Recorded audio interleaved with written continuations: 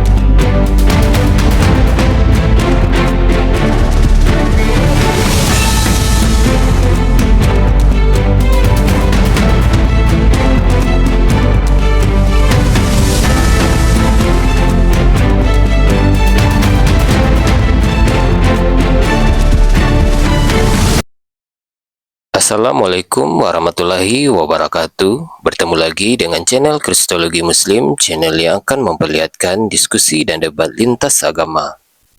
Pada kesempatan hari ini, semoga kita semua dalam keadaan sehat walafiat, selalu diberikan kesehatan, dan segala macam urusan dilapangkan, dipermudahkan, dan dilancarkan seperti apa yang diharapkan, dan juga diberikan segala kecukupan ekonomi, rezeki yang melimpah yang tidak pernah habisnya dari Allah Subhanahu wa Ta'ala. Di video kali ini masih seperti biasa, saya akan memperlihatkan diskusi dan debat lintas agama di mana nantinya apologet Islam dan oknum Kristen akan saling bertanya dan menjelaskan agama masing-masing. Yang mana kita akan bisa menilai mana agama yang benar-benar bisa diterima dan dipahami secara akal pikiran manusia yang berakal. Di video ini juga kita akan melihat diskusi dan debat Unirifa dan apologet Islam lain dengan beberapa oknum Kristen yang mana kita bisa mendapatkan ilmu dan pengetahuan tentang ajaran Islam dan ajaran Kristen.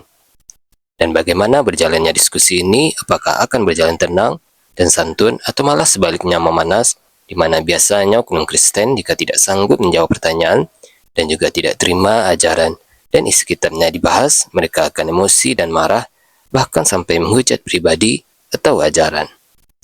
Nah, daripada penasaran dengan diskusi dan debat ini, mari kita simak saja videonya sekarang. Meki hambaku, tempat keluar aku yang adalah Tuhan. Tapi ini pernah jadi pemain judul film Uni. Iya. Pernah dibuat di film di TV ataupun film porno. Maaf ya, maaf ya. Mertuaku adalah suami dari anak-anakku.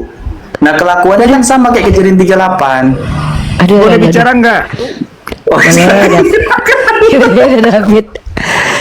Aduh, parah ya Kristen. Warahmatullahi wabarakatuh. Assalamualaikum. Boleh bicara nggak, Umi? Ya, David, silakan bicara. Pertanyaan saja yang diajukan. Kalau nggak bisa buka kamera, kemudian saya yang menjawab, diam. Kalau bertanya kaidah ilmu, saya berikan. Tapi kalau nyerang Islam, biasanya ketelanjangi agama kalian dan Tuhan kalian kesekian kali ya. Saya nggak menjamin itu, nggak menjamin. Saya di sini tidak menjamin harga diri kalian ada ya. Silakan. Saya mau tanya sedikit itu. Apa banyak aja lah. Apa pendapat Umi Rifa tentang surat Al-A'raf 137? Al-A'raf 137, coba. Apa bacaannya? Coba baca terjemahannya aja. Bagus itu, nggak menghujat, mempertanyakan, jangan kau bantah ya. Kau bantah dibantah kepala. Sudah santai aja, saya nggak mungkin ada berbicara tentang Muhammad atau siapapun. Enggak, kamu udah baca belum ayatnya? Udah. Apa bunyinya? Itu tentang tanah Palestina diberikan kepada bangsa Yahudi. Itu menurut Umi bagaimana? Al-A'raf, coba 137. Al-A'raf.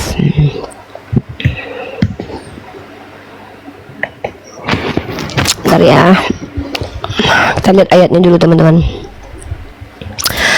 Dan kami wariskan negeri itu kepada Bani Israel, negeri yang telah kami berkahi di sekelilingnya, dan janji yang baik itu telah diberikan kepada orang-orang yang bertakwa dari mereka. Betul. Dan kami binasakan orang-orang zalim tuh. Jadi di sini Allah menegaskan bahwa janji itu tentang tanah diberikan kepada orang-orang soleh, bukan kepada orang-orang zalim di antara mereka.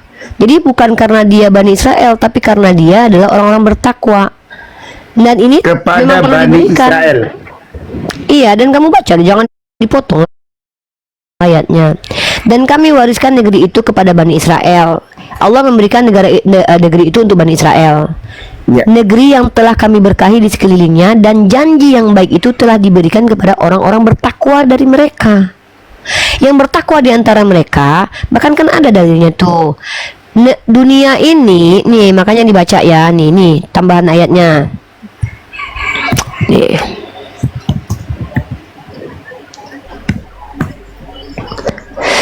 Aduh, pada waktu itu kan Nabi Muhammad belum hadir. Pada waktu itu kan Bani Israel yang dalam keadaan bermasalah, ya kan? Coba kamu baca dalam Mazmur 37 ayat 29. Orang benar akan Umi itu gimana dulu? Ini kan tanggapan saya nih. Bukan, artinya itu masih atau Saya sudah menanggapi dibatalkan? ini, jangan diganggu. Nanti saya kasih kamu data menurut kitabnya orang Yahudi dan menurut Al-Quran.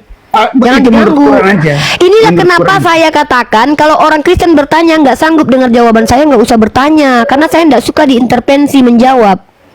Saya suka membandingkan, karena saya diperintahkan juga oleh Al-Quran untuk membuktikan juga. Kalau saya seandainya ragu, silakan bertanya pada ahli kitab. Ini bukan keraguan, tapi bentuk saya membuktikan bahwa Al-Quran saya benar, bahwa ternyata negeri itu diberikan kepada orang-orang soleh.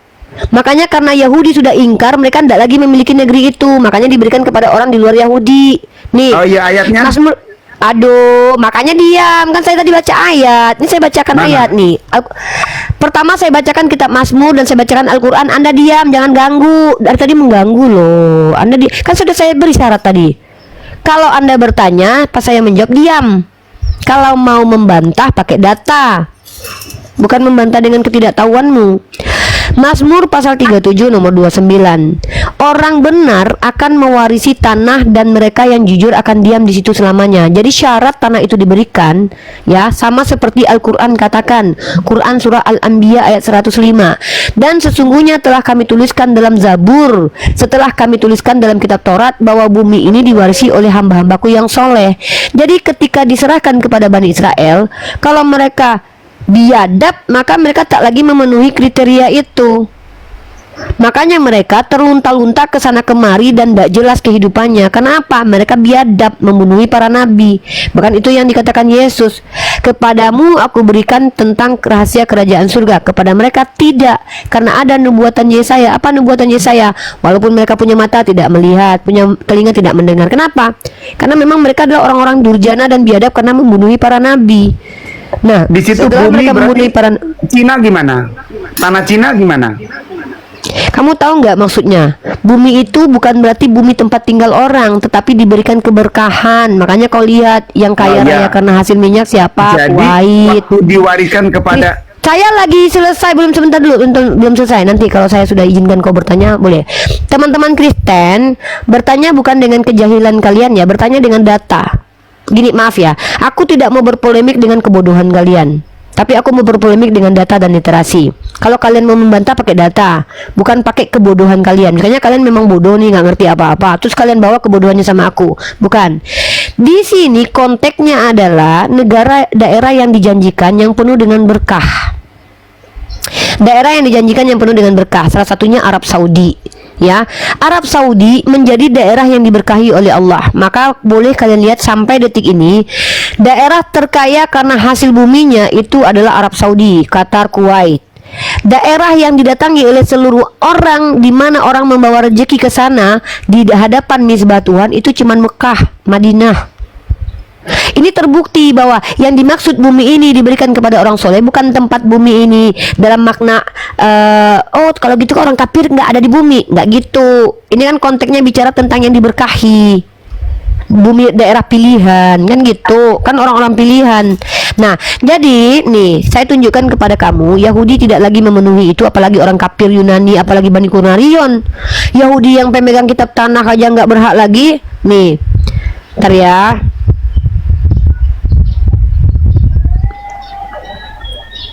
Ini buat kalian yang percaya kitab orang Yahudi ya, di kitab Yahudi loh, bukan kitab Kristen loh ya.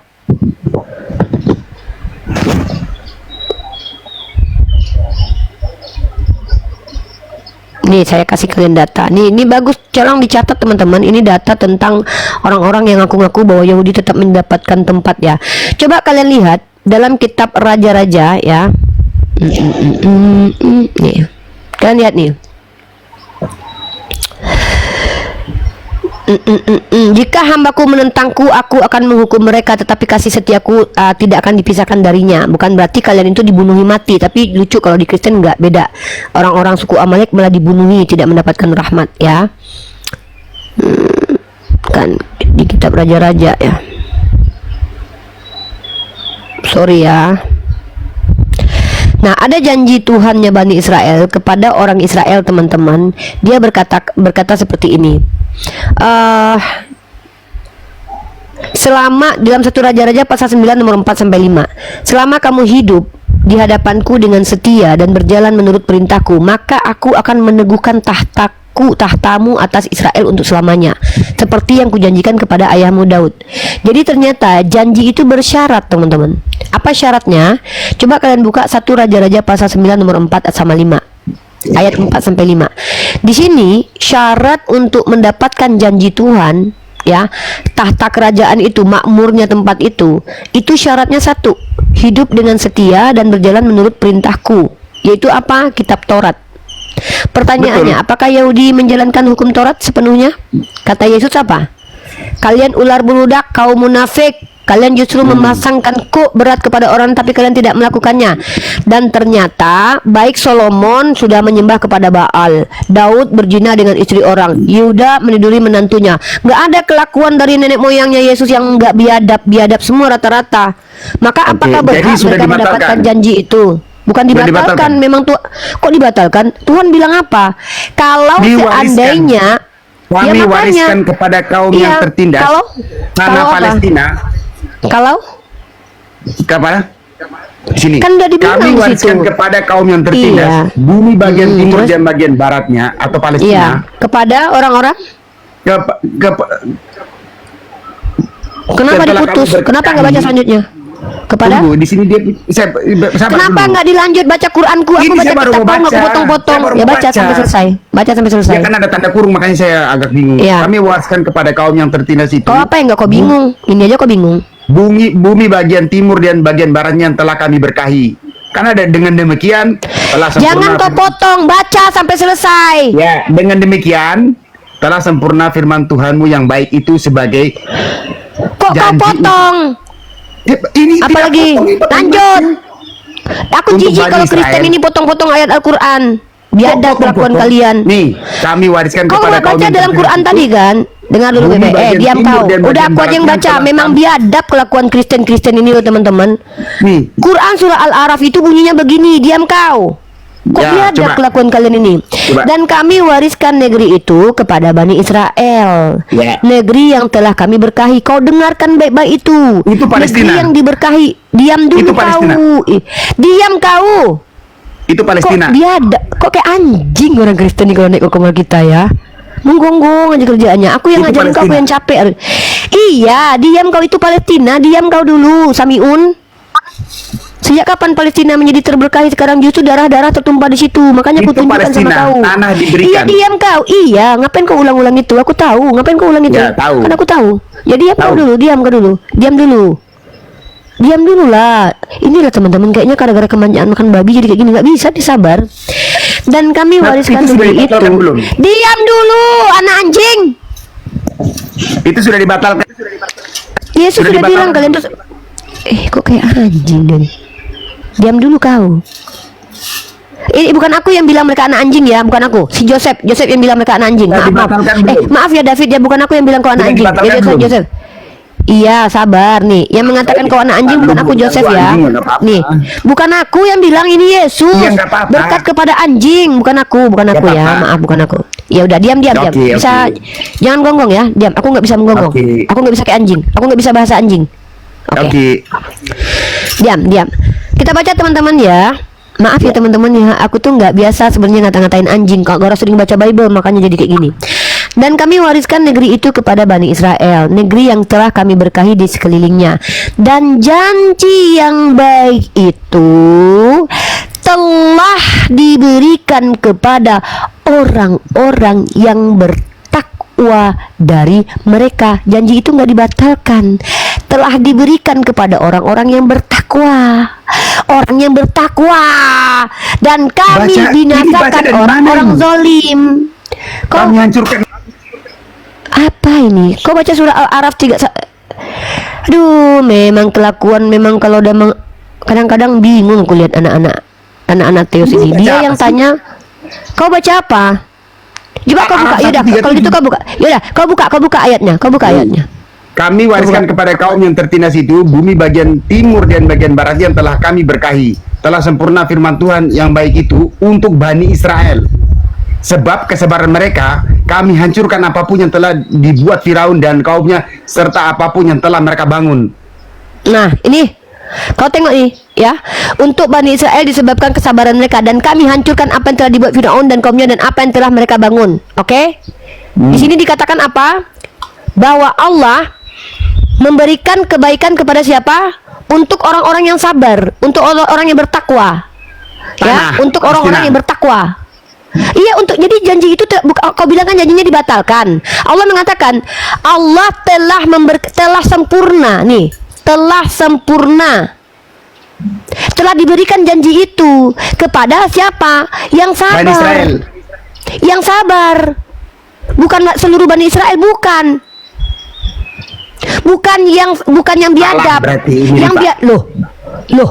Ini untuk Bani Israel karena apa? Kesabaran mereka saat diuji di Betul. di Iya. Mesir. Iya betul. Jadi yang diberikan janji siapa? Orang-orang mana? Orang-orang sabar atau orang-orang biadab? Dan kami Bani hancurkan Israel, apa yang seluruh dibuat Bani Israel. Firaun dan kaumnya. Dengar baik-baik ini. Kau tengok ini ya nih. Kau tengok ini ya. Wadammarna makana yasna'u Fir'aunu wa qaumuhu wa makanu ya'rishun. Maka Allah kau kan bilang janji itu dibatalkan. Tidak. Janji Tidak. itu tidak dibatalkan, Berarti tapi tanah itu masih disempurnakan milik oleh Allah. bangsa Israel. Yang sabar iya. Yang sabar Jadi iya. tanah itu masih milik bangsa Israel. Oh iya, kalau yang sabar Oh, iya. iya. Oh Oke. jelas. Kan Selamat. makanya aku bawa Oke. kau ayat Ya, dalam itu kitab aja. Mazmur dan Kita dalam kan cuma diam dulu. sepakat saja. Diam dulu. Diam dulu. Ini biadabnya kalian. Kalian itu memotong-motong. Aku sudah jelaskan. Allah memberikan janjinya kepada orang-orang yang bertakwa, yang sabar. Tapi yang sabar itu udah pada mati. Tinggallah yang anjing-anjingnya, yang biadab-biadabnya, Zionis. Kau tengok, yang sabar itu yang bertakwa kepada Allah. Itu yang diberikan janji dan mereka sudah diberikan. Jangan kau bilang dibatalkan, mereka sudah dapat apa yang Allah Oke, janjikan. tidak Diam pernah dulu, dibatalkan sampai sekarang, kan? diam. Mana ada dibatalkan? Loh, sejak kapan Jadi yang tanah itu bilang masih- Israel yang masih bilang milik bangsa Israel memangnya Israel sekarang orang yang baik-baik? Saya tidak bilang Israel sekarang, tapi tanah itu Nah, milik bangsa inilah Israel. makanya udah aku tunjukkan kau dalilnya. Kan aku tunjukkan berapa dalil. Bahkan Allah berkata dalam Quran surah Al-Anbiya dan Quran ayat Mazmur dikatakan bumi ini diwarisi kepada orang-orang soleh. Ini yang kau nggak mau dengar. Jadi Israel biadab sekarang ini Indonesia tidak layak soleh mewarisi. Ya ada yang soleh. Ada Kan yang orang soleh. Soleh itu bukan dilihat dari bangsanya. Makanya kau rasis, agama kau Itu ngajarin kenapa rasis ya. disebut Bani Israel? Kalau Loh, bukan karena pada bangsanya. waktu itu diberikan kepada Bani Israel karena waktu itu Nabi Musa untuk Bani Israel. Bodoh kali kau ini. Ya betul kan? Belum Berarti ada. sudah Ya, dibatalkan waktu itu, belum? karena loh, kan nggak Udah, kau diam dulu Betul. ya. Diam Kalau dulu. tidak Biar kau dibatalkan, paham. Dengar. kalau tidak Tidak dibatalkan, pernah tidak janji disebut itu Bani dibatal. Israel. Aduh, diam dulu lah Kristen. Aduh, mau ngaknya Kristen nih. Diam dulu. Dengar ya. Ini buat orang yang di bawah nih. Janji itu tidak pernah dibatalkan, teman-teman, karena Allah telah menuntaskan janjinya kepada orang yang sabar di antara mereka. Yang sabar di antara mereka dapat mana salwa, diberikan kenikmatan. Artinya Allah telah menunaikan janjinya. Tapi janji itu bersyarat. Di mana datanya? Ternyata itu diakui oleh kitab mereka bahwa negara yang diberkahi Tuhan itu diberikan kepada mereka-mereka yang saleh. Mana datanya? Nih, Yang berkah datanya kan, aku yang berkah. tunjukkan. Bukan tanah kan? Tanah dengan berkah beda kan? Ini orang ini gila ini. Tanah yang diberkahi, bodoh. Jadi beda. Kafir. Makanya jangan Biar- makan anjing lah. Butuh. Tadinya aku nggak percaya Yesus mengatakan orang Kristen itu setara anjing. Tapi setelah aku diskusi sama mereka, mereka menggonggong, nggak ngerti tapi sok tahu. Tanah itu masih Makanya milik aku- bangsa Israel berarti. Enggak lah, karena orang Israel udah kayak anjing kata Berarti sudah Yesus, kayak ulat dibatalkan. budak. Bukan dibatalkan. Janjinya Dibatalkan sudah tidak, ditunaikan. milik bangsa Israel tidak, gimana? Janji itu kan kepada orang soleh. Orang solehnya udah dapat. Tinggallah anjing-anjing biadab yang merusak peradaban. Makanya mereka nggak dapat lagi. Karena yang sekarang ini bukan orang-orang soleh, orang-orang biadab Kepada bangsa yang menolak Nabi Israel. Isa. Iya, Kepada- Bani Israel itu. kepada bangsa Israel. Kamu ngerti nggak? Janji itu kepada Umi siapa? yang ngerti nggak? Dibatalkan Ya tidak. orang Masih Israel. milik bangsa Israel Janji juga itu tidak. kepada Gimana? orang Israel yang apa? Ya, janji itu kepada orang Israel yang apa? Saya tidak mau tahu. Yang penting bangsa Israel. Kau nggak mau tahu kau? Kau mau tahu kau? Ya kan di situ Kau lucu tulis kau, bangsa kau yang nggak mau Israel. tahu. Enggak lah, di situ Kan di situ dikatakan tulis orang-orang yang bangsa sabar. Enggak, diberikan kepada orang yang sabar. Makanya kau bodoh. Sabar itu waktu berkah. Iya makanya kepada orang-orang soleh. Kau lucu kau. Jadi kau pikir orang Israel itu semuanya kalau baik-baik semua gitu? Di Mesir. Diam dulu. Iya, ketika mereka bersabar di Mesir, mereka diberikan Umi, janji Allah. Umi, Ketika mereka jadi biadab, Yesus mereka ini nggak dapat belajar lagi janji dulu. itu, bukan dibatalkan, karena janji itu hanya kepada orang sabar. Udah dulu, diam dulu ya. Kayaknya kok kayak anjing beneran deh. Aku dulu nggak percaya kalau orang Kristen ini setara dengan anjing kalau diskusi. Tapi setelah aku pelajari, aku diskusi sama mereka, mereka betul-betul seperti binatang. Tidak mau ikut aturan. Kan tadi udah aku beri aturan. Aku yang menjelaskan, kau diam. Tapi betul-betul sama seperti hewan. Kata Yesus berkata, tidak baik, tidak bisa memberikan remahan kepada anjing. Ternyata aku tengok siapa ini anjing ini. Ternyata kata Burita Wahyu, yang diberkati di luar Yahudi adalah anjing. Makanya mereka ini rasis. Berkat kepada anjing tuh. Nah, jadi gini loh bro. Janji Allah itu bukan kepada Bani Israel tanpa syarat.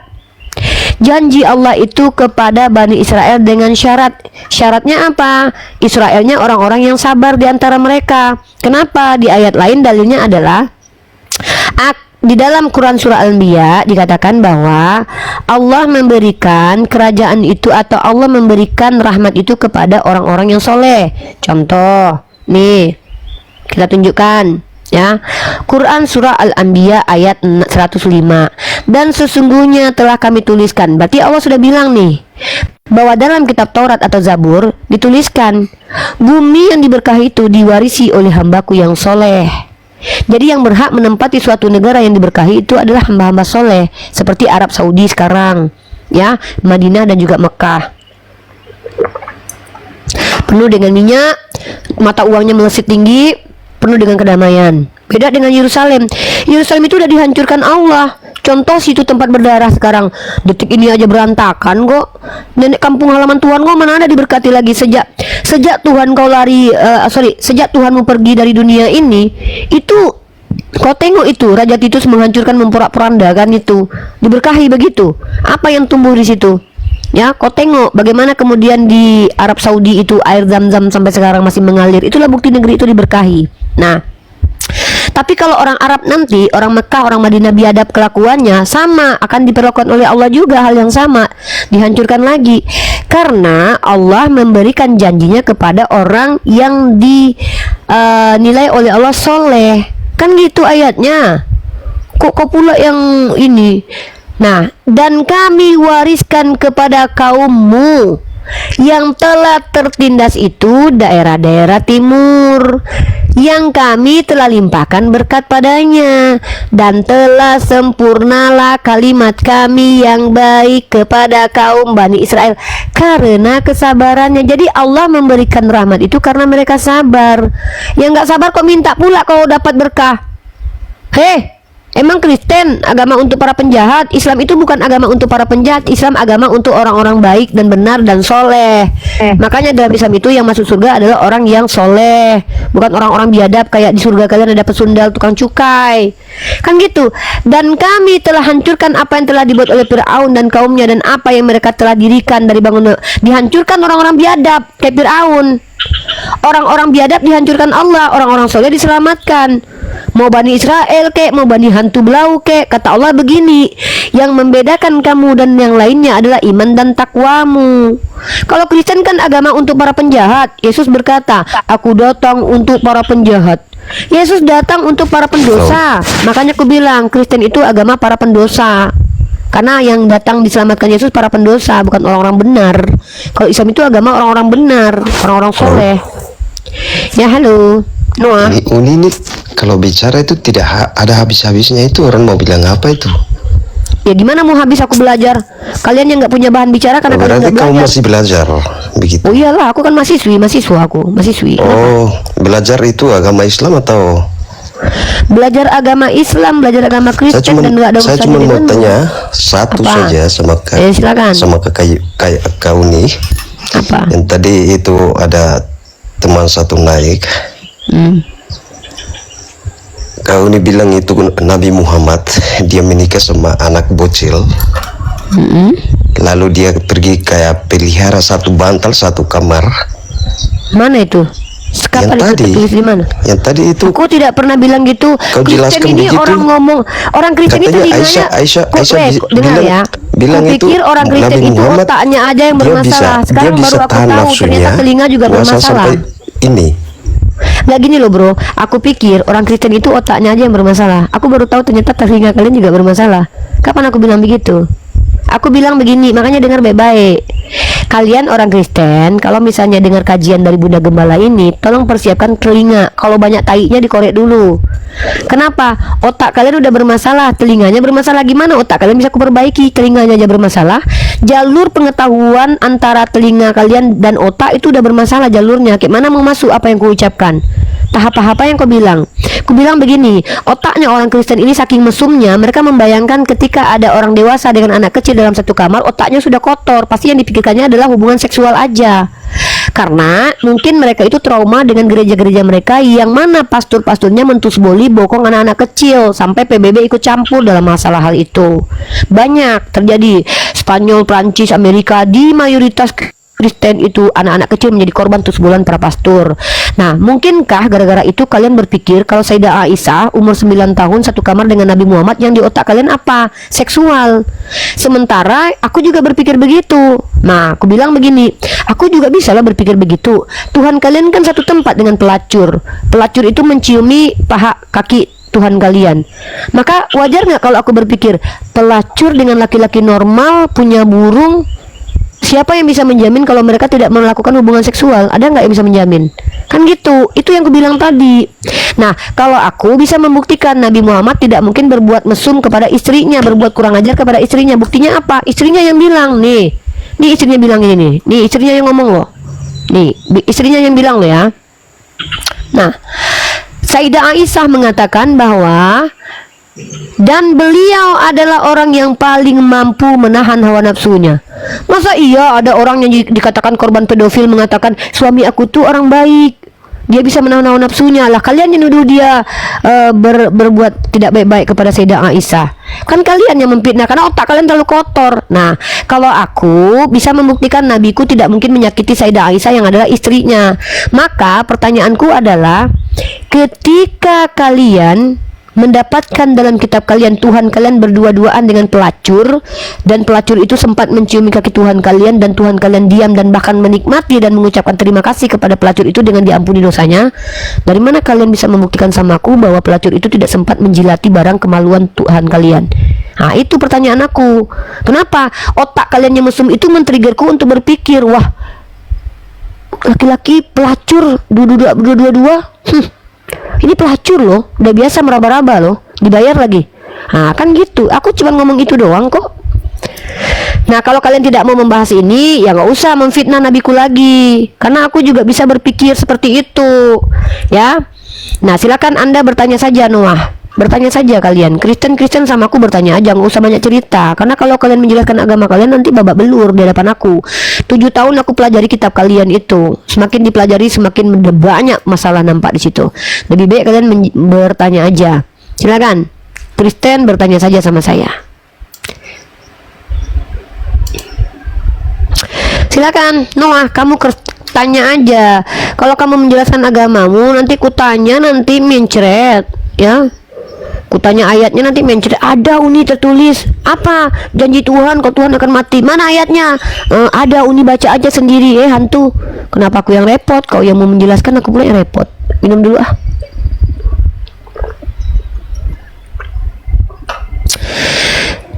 Noah, buka mic. Buka mic Noah. Bertanya aja Noah.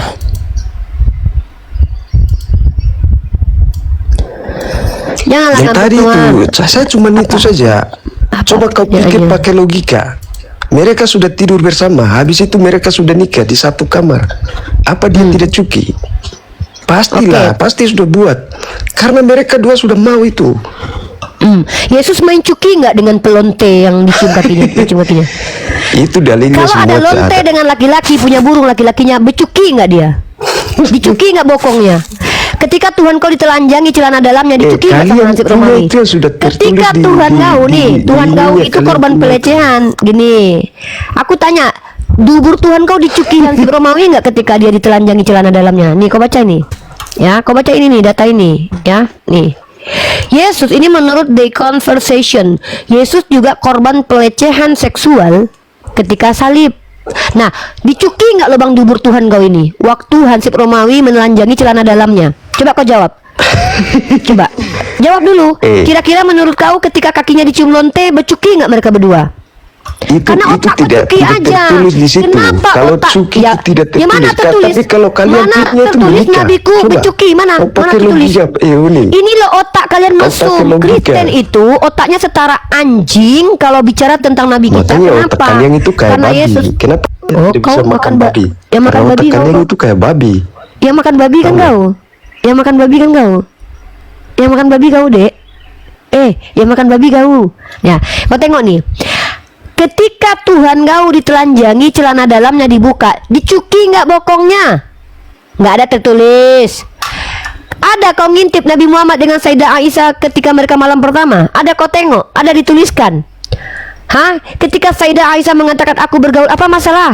Dia bergaul dengan istrinya. Ku tengokkan sama kau, itu normal. Bahkan tahun 2026 ini ada namanya fase puberitas. Fase puberitas ini ternyata terjadi pada saat usia anak 8 dan 9 tahun. Ini di tahun 2026 loh. Nih, namanya adalah puberitas precox. Di Islam memang boleh menikahi wanita yang sudah sampai masa baliknya. Kenapa? Di agama kalian nggak ada aturannya memang.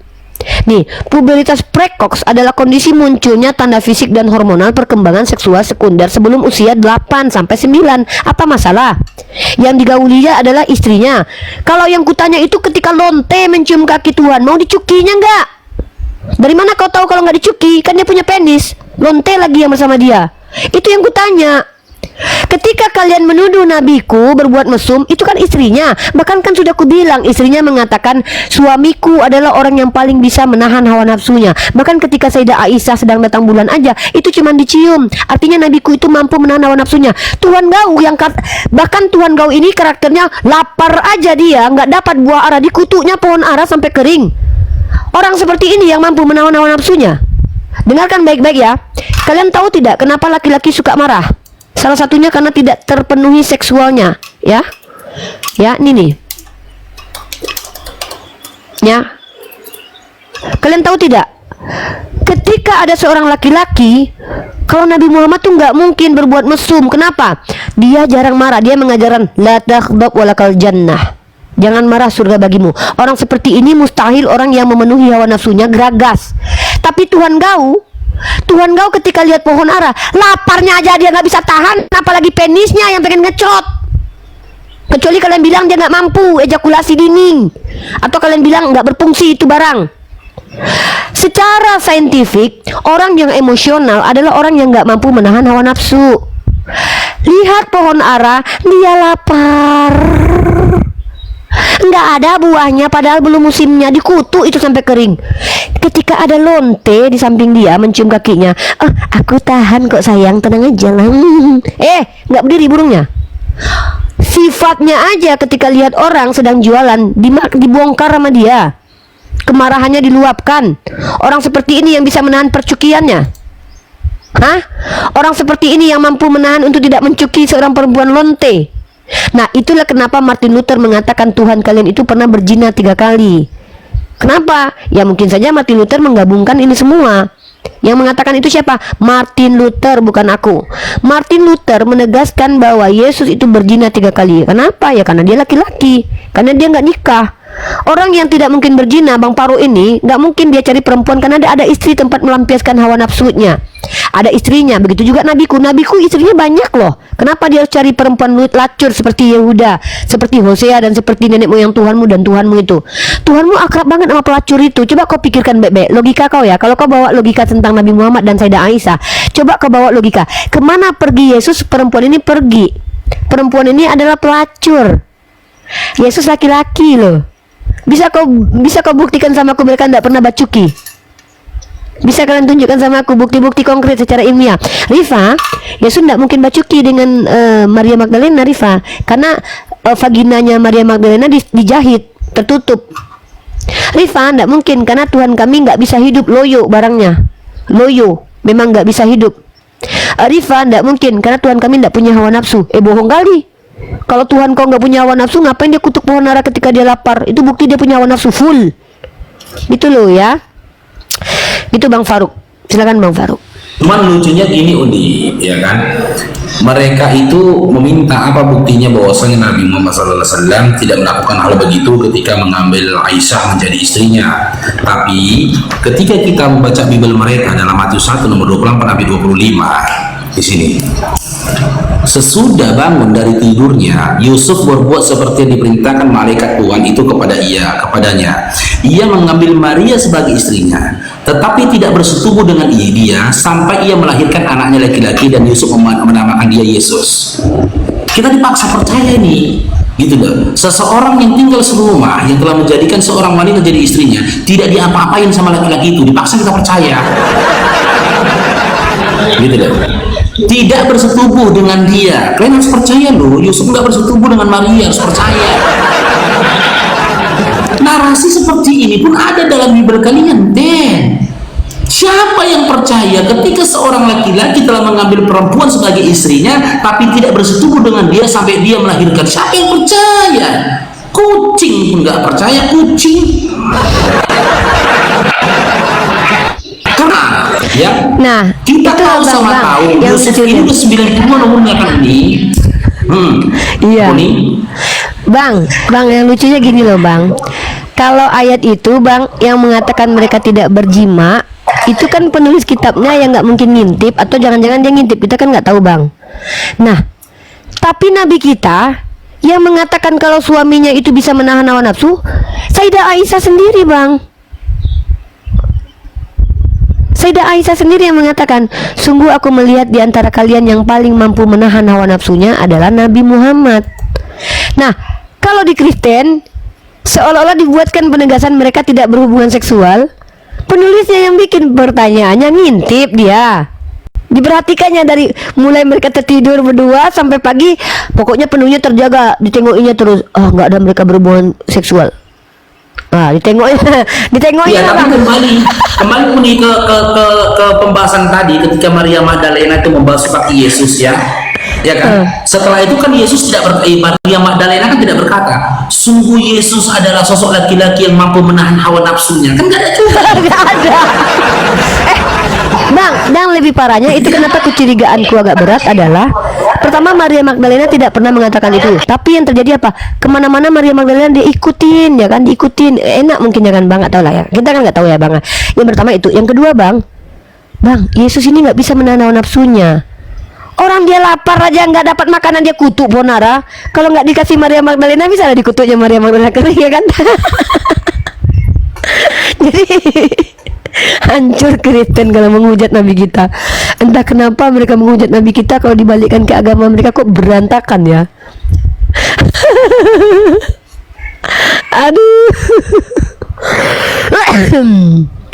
Gak ada. Maria Magdalena berkata, sesungguhnya aku melihat pria yang paling bisa menahan hawa nafsunya adalah Tuhanku Yesus. Saya betul juga ya Bang. Nggak ada itu. Karena kita berpikir logika saja nih punya. Ketika dia kepengen naik keledai saja dalam Matius 21, dia tidak bisa menahan hawa nafsunya untuk menaiki keledai, malah memerintahkan murid-muridnya untuk melepaskan keledai yang ada di desa depan sana. Kalau kita kan ketika kita tidak mampu, kita tahu diri kan, bisa menahan hawa nafsu. Contoh nih, aku lihat di depan sana ada parkir mobil Pajero Sport. Aku nggak mampu beli Pajero. Nah, ketidakmampuanku ini menekan hawa nafsuku supaya aku tidak menaiki mobil Pajero itu tadi gitu. Dia gimana ceritanya? Sudah tak mampu, tidak punya keledai, tapi menginginkan menunggangi keledai. Karena tak mampu dia mengendalikan hawa nafsunya, disuruhnya murid-muridnya untuk melepaskan keledai orang. Dalam hal itu jadi tidak bisa mengendalikan hawa nafsunya. Bagaimana dengan hal-hal yang lain? Lagi Bang, hawa nafsu yang paling susah untuk dihalangi oleh laki-laki itu hawa nafsu seksual Bang. Makanya banyak terjadi kejahatan moralitas, pemerkosaan dan perselingkuhan. Ya, kalau untuk makanan masih lah, kalau untuk satu itu susah laki-laki. Kenapa? Allah sudah katakan zuinal linnasi hubusyahawati minan nisa. Ya itu, jadi agak munafik sekali orang Kristen ini ya. Nabi, lagi pula lucunya gini ya teman-teman, Nabi Muhammad seandainya pun beliau berjima dengan Sayyidah Aisyah usia 9 tahun, masalahnya apa? Karena jangan samakan tubuh kalian dengan orang zaman dulu, sedangkan dengan orang Arab zaman sekarang itu beda tubuh kalian. Dan dulu sebelum diputuskan oleh undang-undang batas pernikahan, dulu nenek-nenek kalian dikawini umur 11, 12, 10 tahun. Nah, apalagi dalam kondisi tertentu perempuan memang ada yang disebut dengan puber awal, umur 8 dan umur 9. Makanya syarat dinikahi perempuan itu adalah baligh. Nah, otak kami nggak sekotor itu. Lagi pula kalaupun Nabi Muhammad menggauli istrinya, coba kalian perhatikan, ada tidak tanda-tanda masalah psikologis yang dialami oleh Sayyidah Aisyah? Dia justru jadi ulama hebat. Nah, coba kalian lihat tanda-tanda psikologi dalam kehidupan Maria Magdalena dan juga ibunya Yesus. Itu macam orang-orang yang teraniaya lah hidupnya. Contoh, ketika Maria Magdalena itu, coba kalian perhatikan, menangis-nangis sampai rambutnya pun, itu bukan ciri-ciri orang normal loh Bang. Iya nggak Bang? Rambutnya pun diseka-sekanya di kaki Yesus ini. Apa coba itu? Itu bukan orang normal, nggak ada perempuan normal kayak gitu. Berarti perempuan ini sangat bangga banget dengan laki-laki ini, sampai-sampai mungkin saking enaknya kan punya Tuhan kan, beda dengan laki-laki biasa kan. Kalau laki-laki Nabi Muhammad kan punya kekuatan 30 pria. Kalau laki-laki memiliki kekuatan 100 pria, kalian tahu lah kan. Iya kan? Kayak mana itu baling-baling bambu helikopternya. Tapi Uni, ini saya punya cerita teman-teman tuh Uni ya. Teman saya sekarang sudah menjadi anggota TNI ini, teman saya. Saya punya teman nih, waktu kecil sampai dengan remaja, dia sangat dia takut ketemu perempuan gitu loh. Bahkan memulai hubungan sama perempuan dulu dia takut, nggak mau dekat perempuan gitu loh. Aku sempat berpikir mungkin dia ini orangnya pemalu gitu loh. Hingga ketika aku kelas 2 SMA atau kelas 3 SMA, aku baru tahu alasan dia tidak mau dekat sama perempuan. Ternyata dia mengidap penyakit Uni. Uni pernah dengar nggak? Penyakit mikropenis. Oh, mikropenis. Bentar. Pernah dengar? Belum, ini baru. Mikropenis, penisnya itu macam penis anak bayi. Nggak berkembang, tubuhnya berkembang, itunya nggak berkembang. Oh, ini ada nih. Oh, dia ada Bang ini. Mikropenis pada pria dewasa, panjang penisnya cuma 7 cm Bang. Iya. Itu punya si Bom kan kecil. Berkembang Budi.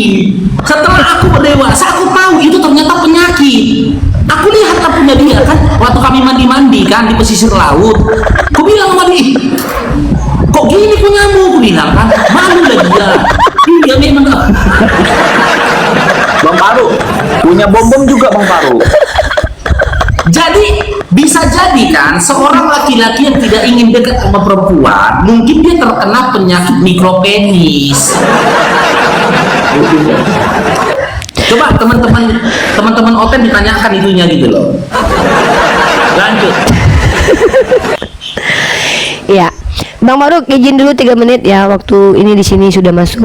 Bang Faruk lanjutkan dulu, nanti aku masuk lagi Bang. Tadi ada satu materi yang aku janjikan. Ya, Itu kan tadi terkait perbudakan Bang. Kalau ini terkait tentang pembantaian anak hasil hubungan haram yang divalidasi oleh kitab mereka juga. Habis ini. Ya lanjut dulu Sal, siapa tamunya? Lego sama Kak Kikinya Sal. Lego, selamat siang Lego sama kakak Kiki. Ini kalau kayak gitu di uni temanya berarti si Perez kena tangkap lah ini, si Perez ini. Lego, selamat siang. Iya, punya si Bom Bom pun kecil. Orang gendut itu kecil loh. Fakta itu, gara-gara kejepit dia, mau besar nggak bisa. Ini kawanku ini nggak gemuk Sal. Kawanku ini nggak gemuk. Oh itu kan penyakitan Bang, kalau itu kan penyakitan kan. Iya, sakit Nah kalau dia dan kecil. kalau si Bom Bom bawaan lahir Bang, gara-gara dia kejepit Bang. Pas dia mau kencing aja kan biasa bangun pagi kan itu bangun kan, punya si Bom Bom kejepit sama paha daging lemaknya babinya itu. Itu. Dulu aku nggak tahu itu ternyata penyakit namanya mikropenis. Makanya dulu ngolok-ngolok dia kan bisa kayak gitu. Ternyata aku udah dewasa, nyesal juga aku ngolok-ngolok dia kan. Ternyata itu penyakit kelainan. Seluruh organ tubuhnya tumbuh Bang. Ada kayak gitu teman-teman rupanya. Kepalanya tumbuh, kakinya tumbuh, tangannya tumbuh gitu loh. Tapi itunya nggak tumbuh. Lucu juga nih, ketawa-ketawa kami dulu nengok, bisa kayak gitu pengamu. Kami bilang lagi sama dia kan, coba bangunkan, gue bilang kan, udah bangun kayak biji belinjo, udah bangun. Terus kau ini udah bangun ini. Lanjut, salah. Oke, kakak Kiki, selamat siang. Kakak Kiki.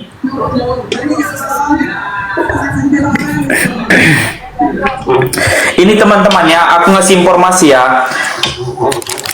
Di Filipina, ini dapat informasi tadi aku. Di Filipina itu umur anak-anak di bawah umur itu udah pada hamil semuanya. Itu kan Filipina kan agama Kristen kan? Itu bagaimana tanggapan mereka ya?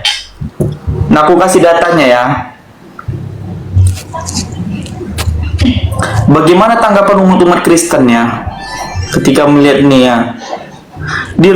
Dinormalisasikan lagi nih bahwasannya anak Filipina itu umur, saya kasih lihat sebentar aja ya teman-teman, yang nggak bisa lama ya karena ini menanggung beban oten. Dek turunnya kayak mana nih Dek, kok kemasuk Dek? Nah, tengok nih, ini anak-anak Filipina, aduh, nih, ini anak-anak Filipina nih teman-teman. Nah, di bawah umur semua nih. Normal kok di Filipina umat Kristen di sana, kok di Indonesia dibesar-besarkan ya? Kok di Indonesia dibesar-besarkan?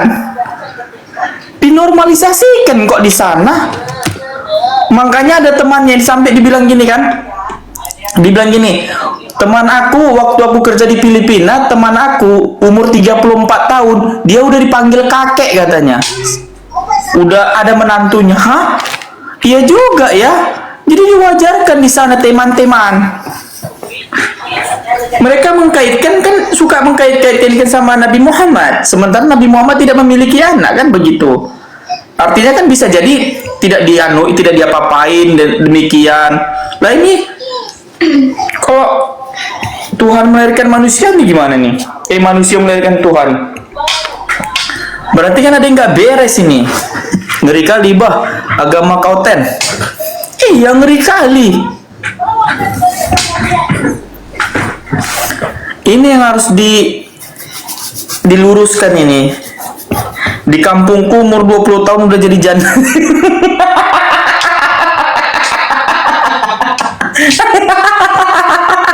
Ini apa nih?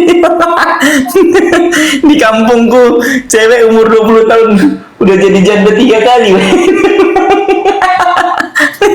Asli.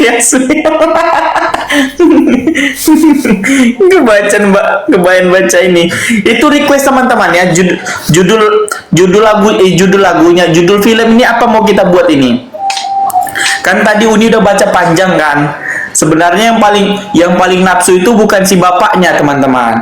Bukan bukan Yehuda, tapi si Tamara. Gara-gara apa? Gara-gara Tamara udah melihat anak ketiga dari Yehuda udah besar, tapi nggak dijodohkan juga sama si Tamara. Namun si Tamara tuh birahi. Ketika tahu bapak dia, mertua dia pergi, maka dia melepaskan baju kejandaannya. Itu. Tadi kalau aku masuk ke Uni kan gak enak, aku potong kan. Nah itu dia. Sebenarnya Tamara yang ini, yang udah lepas kali itunya, udah nggak tahan. Bayangin itu bagaimana, makanya tadi dijelaskan Uni kan, bagaimana ketika Yesus diurapi sama seorang pelacur. Nah itu. Sementara dalam metode itu aja, Tamara aja udah membara-bara, ingin dicocol. Bagaimana udah depan mata kan, udah diulus-ulus, dicium-cium. Ini harus diperhatikan teman-teman ini. Gara-gara Yahudi itu ngeri, apa namanya? Mereka tuh sensitif gitu. Gara-gara kan aturannya kencang gitu. Kalau yang dikatakan tadi mau dibun-bun, mau dibakar dia tadi itu betul. Tamara tuh mau dirajam. Tetapi gara-gara dikasih tunjuk lah, tongkat, surat sama kalung itu punya punya si Yehuda. Maka kata Yehuda, perempuan ini betul katanya. Itu. Aku udah baca tuh Kejadian 38 tuh dari 1 sampai akhir, sampai melahirkan si Peres sama si apa tadi tuh? Anak keduanya itu, anak kembarnya. Lagian Itu udah kan kajian aku tuh. Apa? inilah buktinya bahwasanya teman-teman Oten ini ingin mengenal Nabi Muhammad SAW dengan kacamata kebencian. Tuh. Sehingga mereka nggak bisa objektif dalam menentukan sikap atau kehidupan Nabi Muhammad SAW.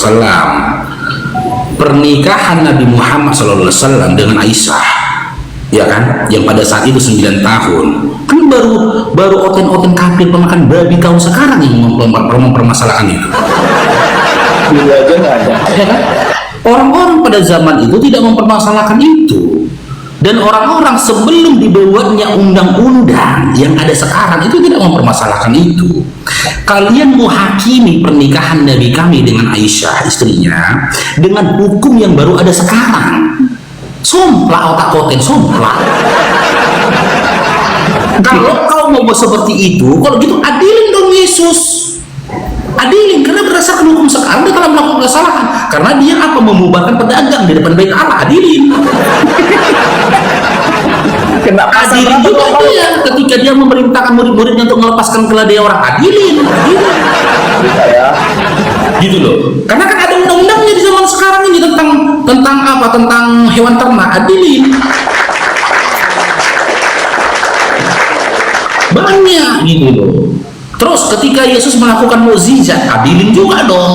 Karena apa? Karena dia membuka praktek menyembuhkan orang tanpa surat izin. Paruh. Pasal berapa Bang Paruh? Melakukan kerusakan di rumah ibadah dapat dikenakan sanksi berdasarkan beberapa pasal, terutama KUHP baru nomor undang-undang nomor 1 tahun 2023 seperti pasal 303, 304 dan 305. Banyak kali. Berlapis-lapis pasalnya. Teman-teman ya, ini berlapis-lapis ya. Pasal 300, ini pasal 406, pasal 170, ini berlapis-lapis ya. Ini bisa kena 10 tahun hukum penjara nih. Tangkap Yesus. Iya, makanya aku bilang kalian itu tidak objektif gitu loh. Kalian nggak objektif ketika menilai satu perbuatan. Nggak boleh lah kau jadikan undang-undang di zaman sekarang, adat istiadat orang zaman sekarang dengan perbuatan orang 1600 tahun yang lalu. Itu nggak objektif, kok nggak adil kalau kayak gitu loh. Kalau memang begitu banyak yang mau kau salahkan gitu loh. tentang orang-orang pada masa lampau, tapi kan nggak benar itu. Undang-undang itu baru ada sekarang. Tapi begitulah kalau kalian memahami sesuatu dengan kacamata kebencian, udah benci duluan kalian. Jadi ketika diberikan penjelasan pun percuma sama kalian. Karena apa? Kalian memandangnya dengan kacamata kebencian, gitu loh. Coba kalian berpikir itu dengan objektif kan. Oh iyalah, di zaman dulu kan belum ada undang-undang di zaman sekarang. Itu yang pertama. Yang kedua, oh iyalah, aturan nikah dalam hukum Islam itu ternyata bukan berdasarkan umur, tapi baligh. Ketika laki-laki atau perempuan sudah baligh, boleh dia dinikahkan, gitu loh. Lantas kenapa umat Islam saat ini tidak melakukan hal itu? Karena bukan perintah, gitu loh. Kan gak ada diperintahkan Nabi nikahilah wanita usia sekian tahun, kan gak ada, itu bukan perintah. Yang kedua, kami diperintahkan patuh pada Allah, patuh kepada Rasul, patuh kepada ulil amri. Pemimpin ini tadi kami tinggal ya di Indonesia ini tadi membuat undang-undang tentang pernikahan, di usia berapa seorang laki-laki boleh menikah, di usia berapa seorang perempuan boleh menikah. Kami patuh dan tunduk terhadap hukum itu, gitu loh. Yang jadi pertanyaannya, seandainya Indonesia tidak punya hukum tentang pernikahan, apakah teman-teman Kristen punya pegangan hukum pernikahan di dalam Bibelmu? Tidak ada. Hukum pernikahan tidak ada. Hukum pernikahan hukum dari Islam, pernikahan. Bang. Iya, aturan pernikahan di dalam Bibel kalian ada. Bahaya kan? Bahaya. Kalau kami umat Islam, seandainya pun di negeri itu, di negeri kami tinggal tidak ada hukum tentang pernikahan, maka kami berpegang kepada hukum Quran. Dalam surah An-Nisa jelas dikatakan siapa-siapa yang boleh kami nikahi, siapa-siapa yang tidak boleh kami nikahi. Kalau dalam Bible, adakah dikatakan, ditentukan siapa-siapa yang boleh kalian nikahi dan siapa-siapa yang nggak boleh kalian nikahi? Kan enggak kan? Jadi ibaratnya makanya kalian sering nabrak. Hidup kalian selalu mendapati kesalahan demi kesalahan, gitu loh. Pelanggaran demi pelanggaran yang kalian lakukan. Karena apa? Karena ibaratnya mengemudikan ini sebuah kendaraan, mobil, ya kan? Lain mobil kalian cuma punya gas, tapi nggak punya rem. Mobilnya, kalau Islam dianalogikan dengan mobilnya itu punya rem dan gas. Remnya itu tadi apa? Aturan, gitu loh. Gasnya itu apa tuh? Tuntunan hidup manusia. Kalau kalian kan nggak gas aja isinya, makanya nabrak aja kalian. Makanya terkadang ya tak jarang perkataan kalian, sikap kalian, perbuatan kalian itu mencelakai orang lain, mencederai perasaan orang lain. Karena apa? Karena kalian nggak punya hukum, nggak punya aturan. Kalau dianalogikan kalian nggak punya rem, menggas aja kalian, ngeong, nabrak kutubung, nabrak kutubung, gitu loh. Kamu kalau umat Islam enggak ada rem yang menjadi hukumnya. Oh, ini nggak boleh ngerem. Udah, setelah dilewati nggak boleh kita di situ terus ngegas. Nah, sama ini mereka kan sering mengkaitkan tentang hukuman Islam tuh kayak rajam. Nah, mereka mengkaitkan Yesus itu ajaran kasih katanya. Pan nggak tahu dia orang-orang yang melakukan kesalahan itu demikian kan diikat, Bang. Di mana dalilnya, Bang? Yang diikat kaki lalu dicampakkan ke sungai, Bang, sama batu ini. Ulangan 22. Enggak, di Matius yang diikat kakinya lalu dilemparkan Yang ke laut. Bukan, hukum tentang perzinahan. Bukan. Ini kan mereka suka mengkaitkan tentang hukum daripada Islam, kejam, ngeri-ngeri. Nah, dia nggak melihat sisi Yesus. Yesus kan pernah mengatakan orang yang bersalah itu melakukan kesalahan ini akan diikat kaki dan tangannya lalu dilemparkan ke laut sama batu kilangan. Ya kan? Iya. Nah, itu mereka nggak pernah kaitkan itu, Bang. Hukumannya itu. Karena apa, Sal? Ketika mereka dan para pendetanya baca Bible, yang dicari ayat-ayat yang mengatakan Yesus Tuhan. Ketemu sama ayat yang menyatakan Yesus utusan, skip. Ketemu sama ayat yang mengatakan Yesus tidak bisa berbuat apa-apa, skip. Yesus apa ayat-ayat yang mengatakan Yesus manusia, skip. Tapi begitu ketemu ayat yang ambigu mengatakan, kau menyebut ke aku guru dan Tuhan, Katamu tepat. Nah ini benar nih. Jadi segini tebalnya Bibel kalian itu cuma beberapa ayat yang kalian pegang. Contohnya lagi gini bang, Yang kalau lainnya nggak dituliskan, dipakai. katanya gini kan, kalau dituliskan semua apa yang dikatakan Yesus tidak muat katanya. Kayak mana kalau Nabi dituliskan itu ya, semua apa yang perkataan Nabi, perbuatan Nabi dituliskan ya gitu, mungkin nggak cukup ya, itu baru dibilang nggak cukup, bayangin. Karena Nabi 23 tahun, beda jauh sama yang 3 tahun kan.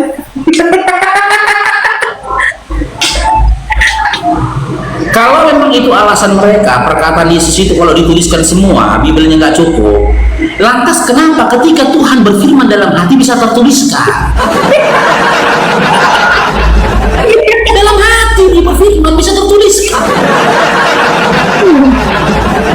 Lalu berfirmanlah Tuhan dalam hati. Siapa yang kau bilang bang? Itu hebat kali penulisnya itu loh, hebat kali dia. Waalaikumsalam Bang Paren. Berarti ketika dia berfirman dalam hati, bersuara kayak film Indosiar. Kayak gini kan, film Indosiar kan gini. Aku diam nih nengok si Sal. Dalam hati aku berfirman, berkata ini. Sungguh si Isal ini telah menghadirkan kekecewaan dalam hati. Ternyata si Isal membalas. Dalam hati juga. Dalam hati juga si Isal membalas. Sebenarnya aku tidak bermaksud demikian, katanya. Lalu dalam hati juga aku berkata gini, Allah banyak kali ceritamu, katanya. Bang Paru, Yang bengaknya itu sutradaranya yang nuliskan. berarti itu fix Bang Paru. Berarti ketika itu dia nonton sinetron di zaman itu. Saya akhiri diskusi dan debat para pelogit Islam yang telah memberikan kita ilmu dan pengetahuan tentang ajaran Islam dan ajaran Kristen.